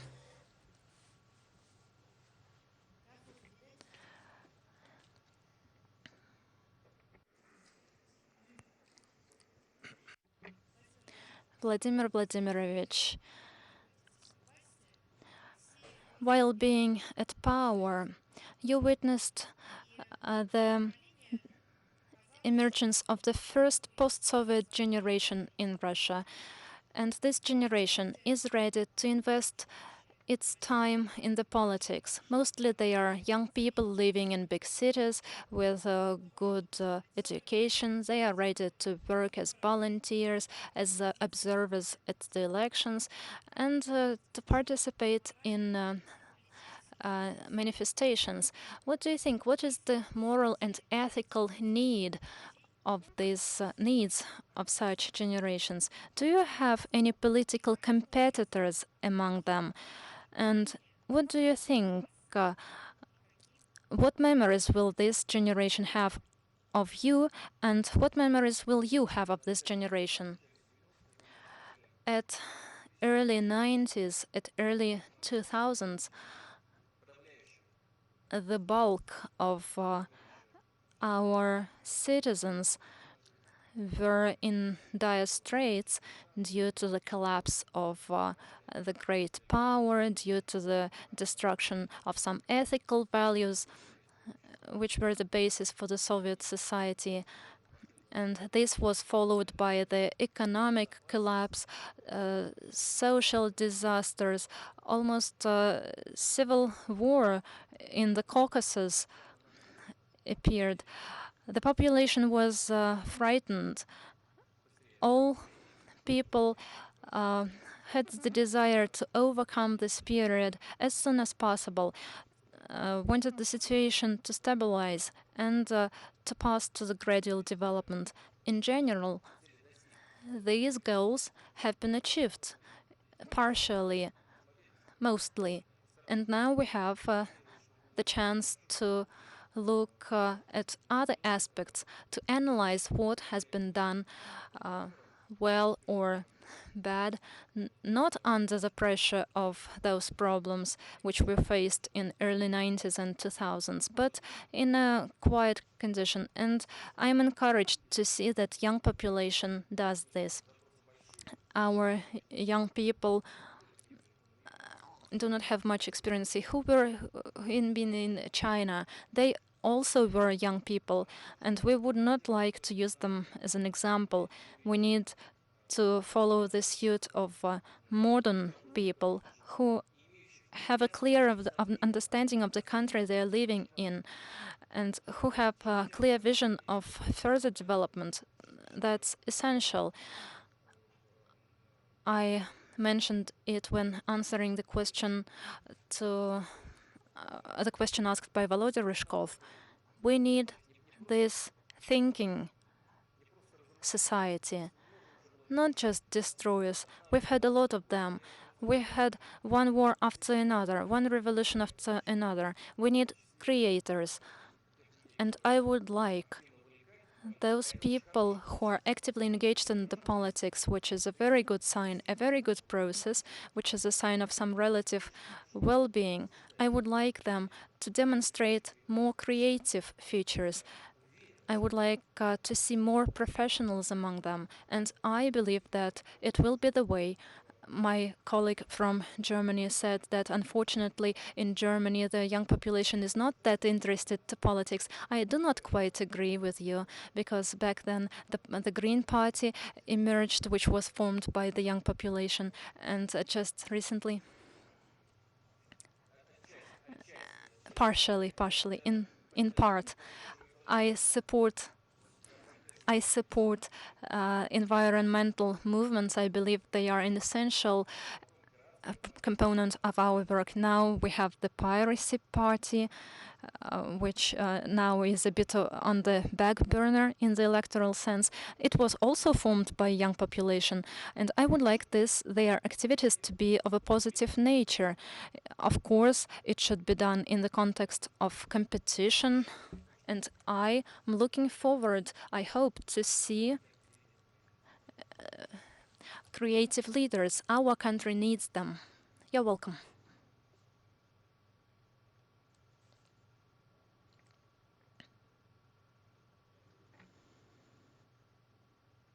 Господин президент, в первую очередь. Mr. President, first I would like to thank you for your very informative remarks. Going back to the integration issue, the other side of this issue is related to the assessments on the part of the countries of the European Union in terms of the signing the accession of Ukraine to this association. Valdai Club participants are well aware of the fact that last year and this year there is some kind of skepticism in the European Union in relation to signing this agreement. But it should also be noted that recently, in response to the Russian policy, not only Ukraine but Moldova and especially Armenia, they witness the decrease of such skepticism. It becomes much lower. My question is, this counter effect, is it to surprise of you? And if in November an agreement will be signed, what conclusions will be made by Russia? Thank you. I believe I've already answered this question. Could you get the mic, please? First, it relates to the economy, not to the politics, not to the sovereignty issues. We do not have any desire to revive the Soviet Empire. It's clear it is not lucrative for us any longer. We do not need it any longer. But talking about pragmatic aspects, we should keep in mind, and as I already said, it relates not only to Ukraine but Moldova, which you mentioned. Where does it sell? To whom does it sell its wine? Not to France. Not a single bottle will be allowed on the French market. Neither in Italy. I am sure 100% just try to import their wine in this country. The farmers are going to protest, to boycott. Nothing will be sold on the European market, which is at the same time the priority in the external trade of such countries. Everything goes to our market, almost 100%. If we take the volume of the import, say Moldova, where does it go? To us, to Belarus, to Kazakhstan? if they sign an agreement, if Moldova, the leaders of Moldova will sign this agreement, then cheap and high quality Italian and French wine will be going to Moldova markets, and where they will get the Moldova wines, and new regulations will be implemented which are not compatible with ours. New rules will be introduced. There are certain aspects which are automatically implemented not in Moldova but by the European Commission, and they will be automatically spread to Moldova, and then their goods will go to our markets. That's first. And second, we think that under the disguise of Moldova wine, they are going to import wine produced by some third countries to our market. It is not related to the attempts to put pressure to the sovereign right to make decisions. We are just calculating everything, and if our colleagues think our arguments not to be sustainable, we would ask them not to be hurt by some protectionism measures. There will be nothing unusual about this, nothing egoistic, nothing selfish. We need to think about our own interests in economy. I would like to give the floor to the representative of our Muslim diaspora to ask the question.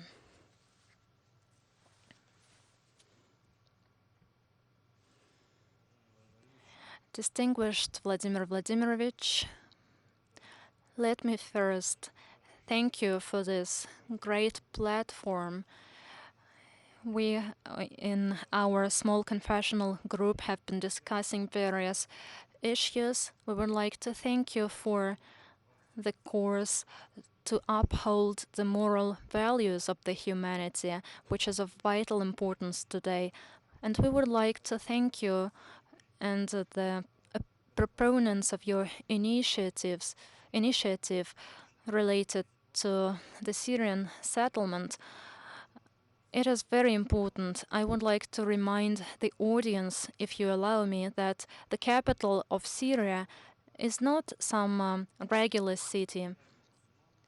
As billions of Muslims and some Christians believe, this is the phenomenon of the Christ, and they say that the Christ will come for the second time in exactly this city. The Pope,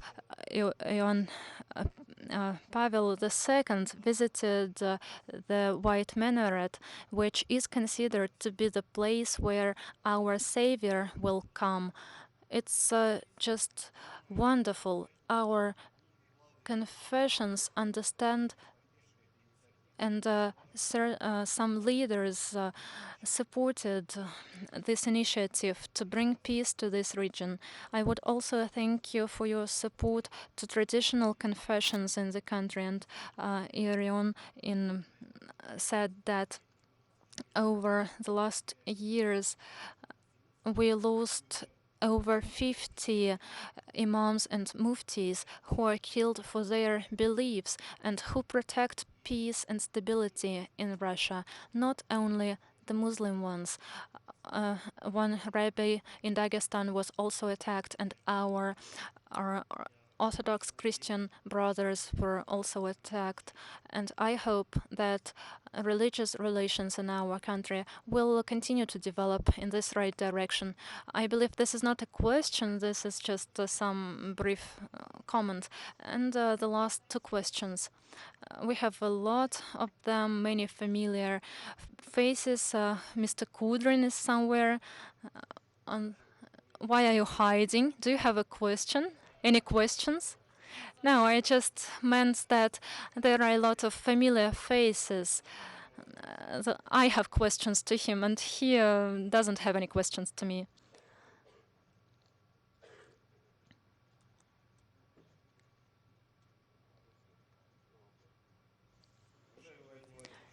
Vladimir Vladimirovich, we have a lot of political differences, but we have one common desire. We need great Russia. Russia can be great only if it is united. And by united, I am using this word in a broad sense, not as a name of a party, of a political party. And Vadim mentioned Bolotnaya case as an element of difference. I believe you have secured yourself a place in the history, and future generations will judge what everything what has been done. Some minority now, which on many occasions came to the Kremlin gates without any hope to be heard. And once when it came, it had a fight with the guards. Was there a crime, a criminal penal crime or not? You are the winner of the presidential elections. And there is a draft of amnesty provided to the State Duma. And it is up to you to decide. There are other lines of division which you mentioned in your remarks today. For example, the regional one. You mentioned the issue of separatism. You referenced Siberian separatism. I represent Siberia in the State Duma. What part? Novosibirsk. I represent Novosibirsk, and I hope to participate in the mayoral elections in Novosibirsk. And I would like to, opposition is not only about talks, but also about actions. So my question, in your election campaign promised to raise salary of teachers. The result is a demonstration by the state of the Russian governance. Our region implemented your decree. We increased the salary of teachers, which is now 22,000 rubles, but now over half of our regional budget goes to educational. It's good. I am a leftist. I like it. But in a village, if the teacher receives 22,000 rubles, while others receive much less, this is disliked by others. And I am asked by others when we are going to increase their salaries. It is an example that it is difficult for Moscow to rule the regions. It needs to delegate the power. And your predecessor, Medvedev, promised to redistribute the incomes, to allocate some budget to the regions. What is your attitude to this promise? I am, as a future mayor, can say you that after this money is received by regions, you will see Russia can be great. As for the teachers' salary, I was talking that the level of their wages will be average for the region. If, for example, the region you represent, the average salary is 22,000 rubles, then the teacher should receive this amount of money. This doesn't mean that he's an oligarch. Just imagine an oligarch, a teacher. They live modestly, but they need to receive maybe a little bit more than some categories of workers you mentioned. For the sake of whom? For the sake of those people who receive this not big amount of money, so that their children have equal chances with other children from more well-off families. The future of our country will depend on the quality of education. I think you will agree with me. But if we do not pay decent salary to the teachers, we will not achieve this goal. And the fact that the bulk of your budget goes to those social needs, of course, we would like more money to remain in the budget. But you're right here. But all these investments, to a large extent, have a large share of inefficient expenses. I am just using cautious terms, not mentioning corruption or anything, but the efficiency is often very doubtful. But if we give money directly to such category as teachers, that's the most efficient investment into the future of country. As for the trillion, I would like 1 trillion or 2 to give to the regional budgets, and we are now considering issues related to reforming financial relations with municipalities and regions. We need to balance the volume of rights and responsibilities and to provide to them their own sources, maybe 1 trillion, 1.5, 2. We need to take into account realities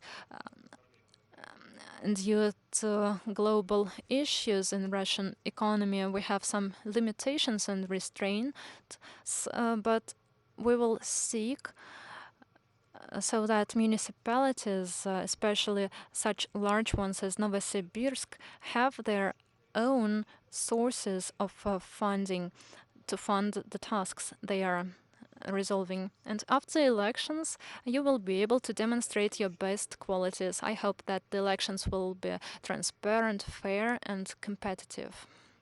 The last question. You can choose.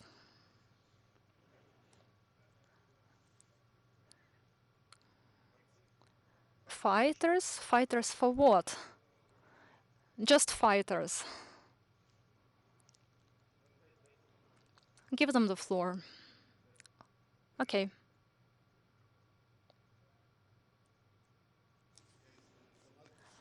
I'm sorry for being so impudent. I raised my hand for a long time, but I didn't have a choice. I was asked by the fighters from the whole world. Now Budapest is holding a competition on behalf of the International Federation of Fighting. I would like to thank you on behalf of our federation. Thank you very much for your input in developing our sports, freestyle fighting, to remain in the Olympic family. We all understand that it is your achievement. All those children who now doing these sports, they have huge enthusiasm. It is thanks to you, our fighters, Olympic champions. They were children who went to gyms with a good spirit, with the aspiration to achieve Olympic medals. This was the decision by the International Olympic Committee, which was well balanced. It is true that we have friends there. We try to cooperate with them, to work closely with the members of IOC. And indeed, we welcome such decisions.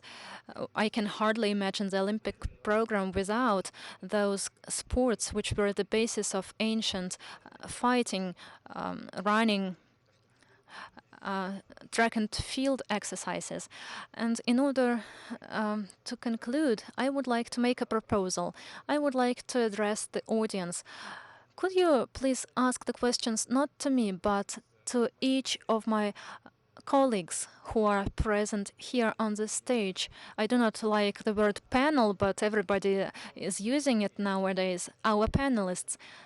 To each of my colleagues, could you ask one question to each of them? And after that, the last one for me. Let us start with the Federal Republic of Germany is undergoing a very responsible moment. Elections are conducted in the country. Maybe some questions in this regard: how the government will be formed, who will be in the coalition, for example, how in the future Germany will be developing its relations with Russia. It's our second largest partner after China in terms of turnover now.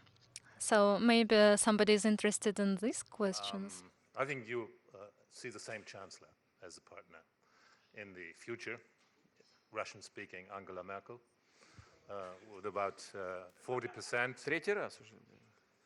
For the third time already. I think she will not change. She will always be afraid of dogs. But she'll get 40% and more. But the question is, which coalition partner?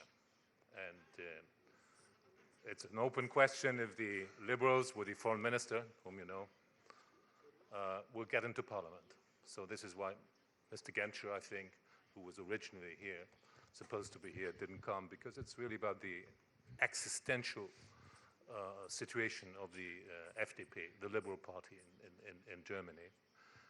If they get a little more than 5%, there's a chance for a coalition like now, but I think more likely now will be a grand coalition led by Angela Merkel and the Social Democrats. But the Social Democrats last time had 23%, and it's not easy for them to be a junior partner again, because they are 150 years old, very prominent German party, and so I think they have to gain votes. If they go up on Sunday to 27, 28, they have enough confidence probably to win their party over, to be a junior partner in the election. But I think what regards Russia, I mean, there's a big consensus in Germany. We want to work closer and ever closer. And I saw you were fascinated by the Greens and the Pirates. I'm afraid the Greens are in a crisis, and the Pirates will have about 2%. Yeah. Why? Because they have no program. I mean, your opposition is very concrete compared with the Pirates in Germany. And so I think you'll see a lot of continuity in German politics, but as I hope, for instance, that Mr. Steinmeier would be foreign minister again, I think he's very much engaged in the German-Russian relations, and I'm also feeling that we should start a new impetus, and I'm very much encouraged by how you've treated the opposition and what you've told them here. And so I go home very optimistic. I'll cast my vote next Sunday, and I think you'll see a stable Germany on Monday. Also a Germany, I've said earlier in this week here, which needs the European Union more than any other state. Just because it is so big, we can look after our national interests best in this European context. And when there were problems coming up in the future, and there'll still be problems, I see a Germany that doesn't try to Germanize Europe, which is a difficult thing, would make Europe also a very boring place if they are just everybody's like us. Would not be so interesting. We like the differences, so we like solidity, but also solidarity. And from my point of view, I think solidarity among North and South in the European Union may play a bigger role after these elections. That's my analysis. You can compare next Monday if this is working. Thank you. As for the decreasing popularity of some parties, including new ones, due to lack of program, it's a clear lack of a clear program. It's very important for any country, including Russia. But partially, this is the answer to the questions which were addressed to me today from the audience. Let us ask Mr. Fillon, is he going to participate in the presidential elections?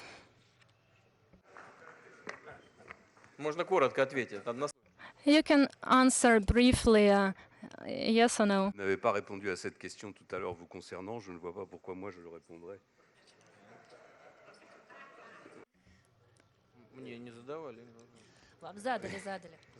You were asked. I didn't hear. Nikolai Zlobin asked you this question. J'ai dit que comme le président Poutine n'a pas répondu.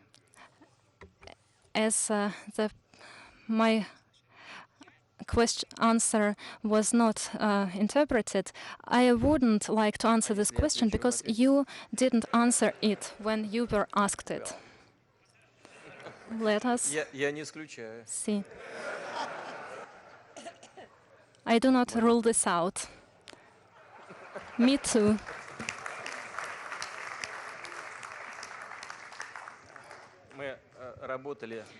We have been working with Mr. Fillon when he was head of government and I was head of government. And I would like to say that I like him in a good sense of the word. He was a very reliable and constructive partner. he had very specific professional approach, and if he said no, it never sounded as something hurtful. He always provided arguments, but if he answered yes, then we always managed to lead our discussions to the logical end. I would like to thank you for our joint cooperation. Vladimir Vladimirovich, today you are asking questions, so we are reporting the news that Mr. Fillon is considering putting his candidacy. Are we looking forward to the stability of the Italian parliament?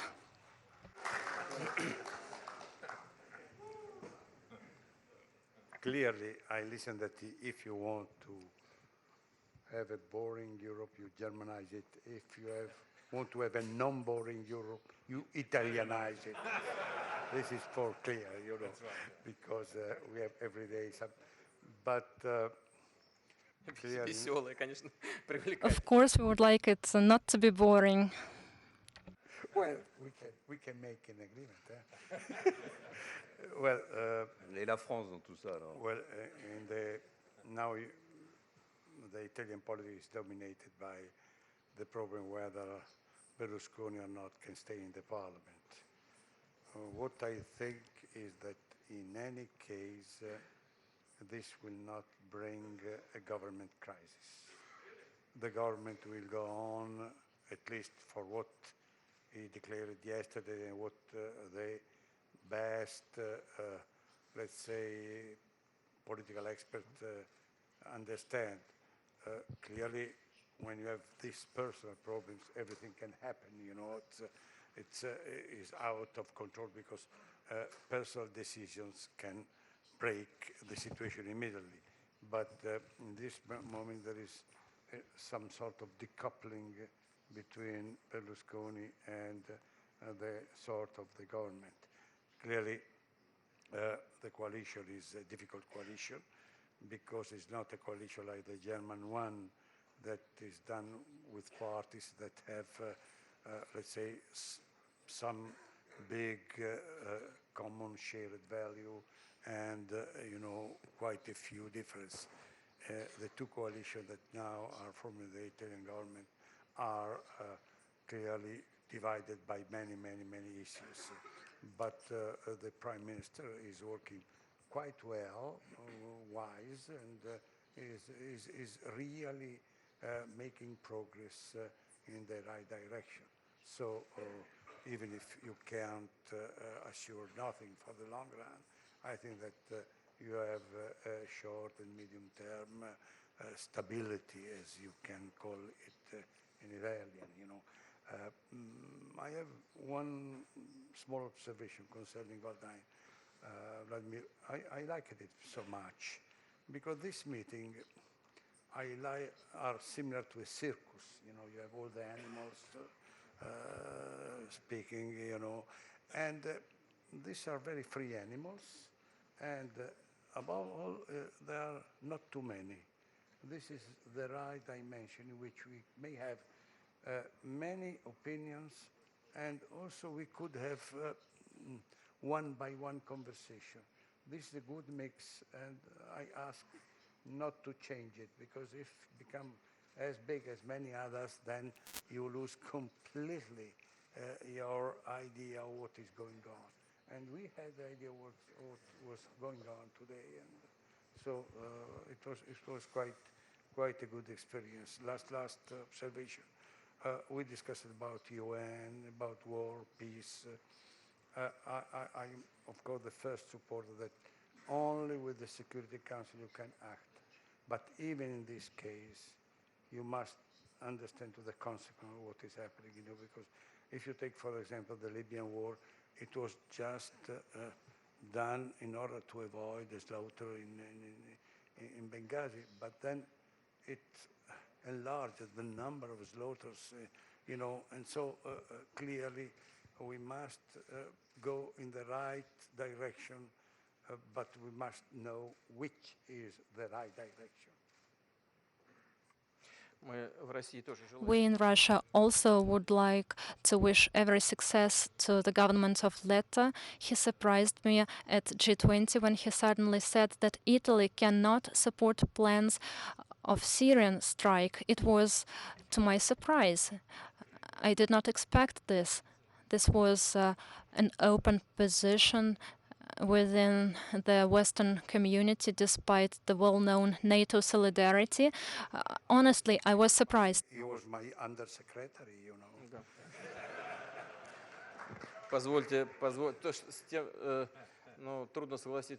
I can hardly agree that we are animals here. Do we eat plants or do we eat meat? You know, as you told, as you told at the beginning, going on with your speech, you know, the diversity is also the diversity of food. Otherwise, we contradict your speech. Спасибо большое, Роман. Спасибо. И еще один вопрос нашему американцу. And one more question to our American friend and colleague. What the US is going to do with the budget deficit, with the public debt, which amounted to huge amounts, the largest level of debt in the post-war history of the US. What is further development of the situation? This affects directly the global economy. It's really a concern to everybody. First, we are going to count on further cooperation with our Chinese partners, and hopefully they will buy the increasing number of US government bonds over the next 2 weeks. Do not forget that Russia and Kudrin is sitting here. He bought a lot of such bonds. How much have you bought them? In what amount? How many of them? Vladimir Vladimirovich, the stabilization fund of Russia is on the central bank. We do not buy government bonds. We just have currency on central bank accounts. Gold and foreign currency reserves, they are allocated on the global market. Around 50% of them in the US. Around 40%, when Alexei Leonidovich they had 50, now 40% are nominated in dollars. Not a Chinese trillion, but still a huge amount. This is a sign of trust on the part of Russia to our US partners. And here there is no irony to our confidence to American policy. And once again, your representatives of left parties attacked, criticized Mr. Kudrin that the bulk of reserves are nominated in dollars. But to the credit of our American partners, when we needed this money, we received all of them, despite any internal problems in the US economy, despite the problems related to mortgage companies. From the point of view of partner discipline, our American colleagues did what they promised. But what is your view? What will happen with the policy of the Federal Reserve and with the debt level? You will see a number of very complicated weeks or maybe even months when the House of Representatives is going to vote against the proposal by Obama if only Obama refuses from his healthcare reform. There will be a conflict between the House and the Senate and the administration as well. But I am acting on the assumption that given my responsibility, our responsibility to you and to Mr. Kudrin, the US currency will stay, though the next months and weeks will be difficult ones. We, on our part, always believed that the policy of quantitative easing is to end at some time, but the first steps, the first words here led to destabilization on the global markets. Russia was affected to a lesser degree, Russian currency and outflows, they are not directly affected by the Federal Reserve's policy, but we hope that our American partners will be able to cope with this clear problems, and the fundamental basis of the American economy will be stable. And the last question, please, you.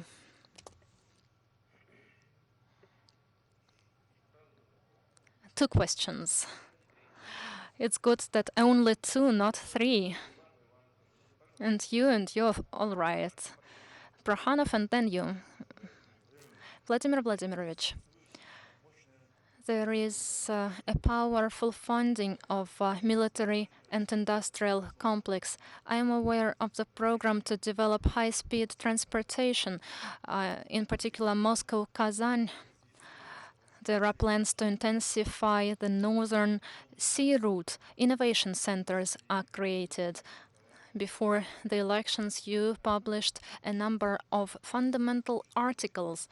Is there a synthetic integral project, a large-scale one? Is there the so-called Russia projects, or are these only signs of these projects, a component of these projects? Russia is not a project. Russia is a destiny. It's life. Of course, we have development plans up to 2020 plan to develop military forces, to develop infrastructure. We agreed not to touch our reserves, which are quite huge. We just mentioned central bank reserves, but the reserves accumulated by the governments, the welfare fund and the reserve fund itself. In the first case, 79 billion, and in the second fund there is around 92 billion. And we agreed that after a certain amount is achieved, we will then take part of the money to invest in infrastructure. That was the basis for developing high-speed railways to Kazan. And at the first stage, we are conducting now development design works, and huge efforts are to be done in terms of developing infrastructure. We know that infrastructure is poorly developed in Far East and Siberia, and at the same time we with Alexei had disputes in this regard. We need a fundamental basis, and we need try to make this project profitable. There are not so many profitable projects in the world. Just try to make some highway which would be profitable in the Far East. Experts start to calculate the number of vehicles passing through this highway, the possibility to use it as a toll highway, but it can be done if only there is some other highway. And what then? Not to build anything there, and highways connecting western and eastern parts of Russia. Russia has just completed such projects. I believe that we need to invest money in such projects, even if at first it would not bring any quick profit. We need to take money from reserves, but carefully, so that we have some safety cushion left. The same relates to the military budget. It is a huge one, but it cannot be compared, for example, to the US defense budget. If we take all military budgets of all countries in the world, it will be less than spent by the US for military purposes. So our budget is a very modest one. But we have the so-called retirement age for our major systems, rocket ones, aviation equipment. We need to renew them. They become outdated, and if to change them, we need to change them for the modern, sophisticated models. We also have plans which should be adjusted given the budget realities. It's a natural process. It's normal. There is nothing strange about this. We're not going to cut anything. We just maybe move some things to the right, as experts say. But we are going to do this. But Russia is not a project. Russia is our destiny. This is our country. We need to develop it, and we will be doing this for the sake of us, for the sake of future generations. I believe that Russia has a very promising future, a very powerful one, and this country has great prospects. I recalled my first meeting with Chancellor Kohl. I already mentioned this. It was to my great surprise. I was impressed by our talk in Bonn, and suddenly, all of a sudden, I was the former intelligence servant, and he said Europe had no future without Russia, and he provided arguments. He's a historian. In a calm manner, he started to develop this idea, and I was greatly impressed. I was surprised. I realized that in Europe there are people who sincerely believe in this. Unfortunately, in practical policy, we do not see it very often, but Colin are always ahead of their generation compared to practical politicians of today. And we are going to develop this understanding as well, and the Europeans are going to develop it. And then we will be able to come to solutions at a quicker pace. Now, the last question, the very last question. Austria. My name is Gerhard Mangot. I'm from Austria. I'm a professor of international relations at the University of Innsbruck. Two brief questions. One on Syria. Let's assume and hope that the permanent 5 members of the Security Council find a consensus on the text of a new resolution. What happens, however, if the Syrian government does not abide by its obligations? Your foreign ministry has said yesterday that in such a case, the Security Council will get seized of the matter again. Can you, as the Russian president, in such a case, think of Russia supporting Article 42 measures? And the second point I want to raise, I really admire the diversity of your country. It's a great country, but of course, with a lot of diversity, you get a lot of contradiction of values, and that requires respect among the people, respect by the minorities for the majorities, but also for the majority, but also a respect for the majority for the minority. And that's why I personally would like you to endorse the idea that the beauty of love, regardless of its expression and its form, spread over all your country without any harassment, without anyone having to fear to get beaten or killed.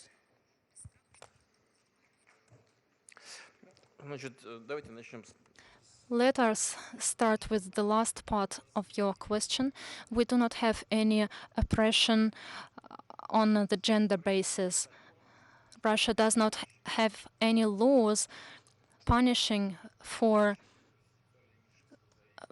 sexual minorities for their for their orientation. That is why there is nothing to be concerned about. The law was adopted, which prohibits propaganda among minors. But I would like to reiterate, in your country, in all European countries, and Russia, they have huge problem related to the population, the demographic problem. The birth rate is very low. We are dying out. The Europeans are dying out. Same-sex marriages cannot produce children. Would you like to survive thanks to migrants, but you do not like them as well? The society cannot adapt such a huge amount of working migrants. Your choice is the choice you made to accept same-sex marriages and their right to adopt children. But let us have our own choice, the way we see it for our country. As for the rights, I would like to reiterate representatives of sexual minorities are not oppressed in their rights. We do not have any laws limiting their rights anywhere, neither at work nor in other areas. No laws. I've mentioned it on many occasions. I communicate with these people. I present them with awards, with some public awards if they deserve them at enterprises or in their areas of activities. That's normal. That's is natural in our policy. In some countries, the criminal penal punishment is preserved. For example, for homosexuality in some states of the US, they still have the criminal punishment, and the federal court is against it. It believes it unconstitutional, but cannot abolish, cancel them. But such laws exist. Why everybody likes to focus on Russia? We shouldn't exaggerate. There is nothing too awful. And the first part? And Syria and the Security Council. I believe it is not correct to say, to discuss what are we going to do if the Syrian authorities do not comply with the obligations. They have already joined the CWC, and we have no grounds to believe that they are not going to comply with their arrangements, obligations. If this is not the case, we will consider this issue, but it's premature to discuss it right now. I would like to thank you all for our cooperation, for joint deliberations. I started with this point, and I would like to end with it. It is good to see many people who are interested in Russia and who made studying Russia their profession. We like it, and we believe it's of huge importance. We appreciate both your positive assessments and your criticism of Russia. This would help us to build the domestic, to shape our domestic policy, and this would help us to develop relations with your countries, because this provides better understanding about the what guides any given country, including in relation to Russia. It's very important and it's very useful. Thank you very much for these efforts, and thank you for coming to Valdai Club discussions. Thank you.